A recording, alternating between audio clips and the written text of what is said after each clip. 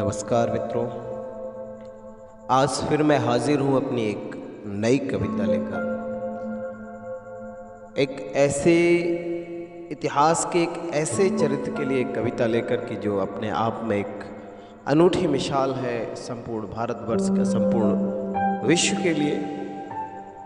मैं बात कर रहा हूँ एक ऐसी माँ जिसने राजवंश की रक्षा के लिए अपने सगे पुत्र का बलिदान दे दिया और इतिहास में वो अमर हो गई। आज उसी माँ के लिए एक कविता समर्पित है कि किस प्रकार का उसका त्याग रहा होगा। तो मैं अपनी इस कविता को आप सभी के समक्ष प्रस्तुत करता हूँ कि निज पुत्र की जो भेंट चढ़ा दे, निज पुत्र की जो भेंट चढ़ा दे, उस माँ का हृदय कैसा होगा। पत्थर थी या विमाता थी, पत्थर थी या विमाता थी, जो हृदय नहीं पिघला होगा। क्या सूख गई थी ममता की छाती, क्या सूख गई थी ममता की छाती। क्या नैनों में नीर न था, जो कर दे घायल पुत्र मोह से। क्या ऐसा कोई मोहक तीर न था। पी गई थी वो समंदर, पी गई थी वो समंदर, जो लहू अश्रु से था भरा। और विधि ने भी ना सोचा होगा, जैसा उसने इतिहास रचा। विधि ने भी ना सोचा होगा, जैसा उसने इतिहास रचा। चित्तौड़ी सूरज की रक्षा हित, चित्तौड़ी सूरज की रक्षा हित, वो निज का दीप बुझाती है। कोख से बढ़कर कर्तव्य हुआ, जब वो राष्ट्र धर्म निभाती है, जब वो राष्ट्र धर्म निभाती है। अरे हिंद सदा ही ऋणी रहेगा, हिंद सदा ही ऋणी रहेगा एक बेटे की माई का।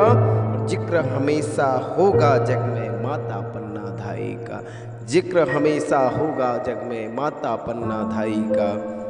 और क्या ऐसी परिस्थितियां बनी जिस कारण से इस माँ ने इतना बड़ा त्याग दिया, और उस त्याग का परिणाम क्या निकल कर आया इतिहास में, इतिहास के पन्नों में।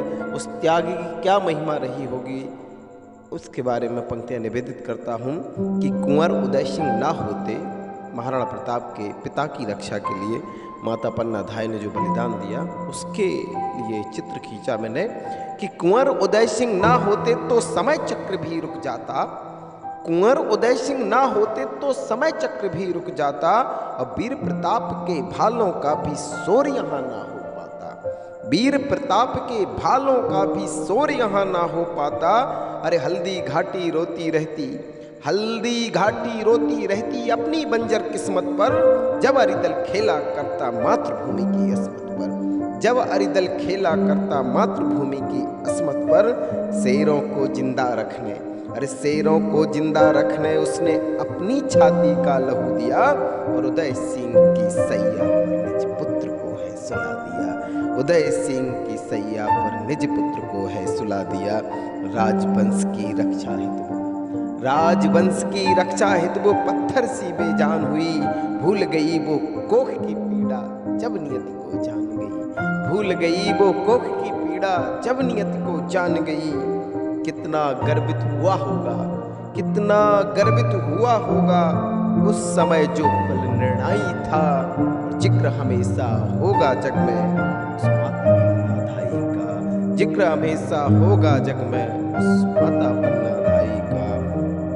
और कैसी उसकी महिमा रही, ये अंतिम पंक्तियां आप सभी के समक्ष रखता हूँ कि होंगी जग में लख माताएं, अरे होंगी जग में लख माताएं, पर तेरी कथा निराली है। और नतमस्तक इतिहास हुआ उसकी आंखों में भी लाली है। अरे नतमस्तक इतिहास हुआ उसकी आंखों में भी लाली है। और सोच रहा होगा वो भी, अरे सोच रहा होगा वो भी, निर्णय की इस दुविधा में कैसे लिखूं इसकी गाथा मैं तुच्छ शब्दों की सुविधा में। अरे कैसे लिखूं इसकी गाथा मैं तुच्छ शब्दों की सुविधा में। रख दिया होगा मस्तक अपना, रख दिया होगा मस्तक अपना माँ तेरे त्याग के आंगन में।